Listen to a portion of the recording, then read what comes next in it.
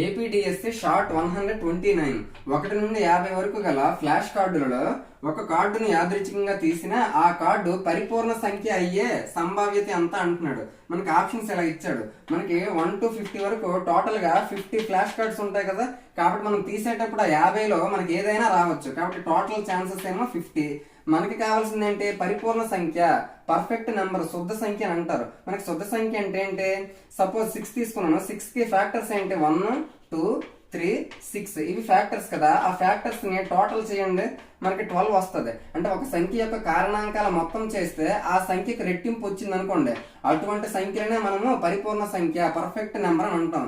ఇలాంటివి 1 to 50 వరకు ఎన్ని ఉంటాయంటే 6, 28 కేవలం ఈ 2 నెంబర్లు మాత్రమే ఉంటాయి. కాబట్టి మనకి కావాల్సింది 2 ఛాన్సులు, మొత్తం 50. కాబట్టి 2 1ల 2 25ల 1/25 అనేది మనకి కావాల్సిన సంభావ్యత. Option 2 is the correct answer. Thank you.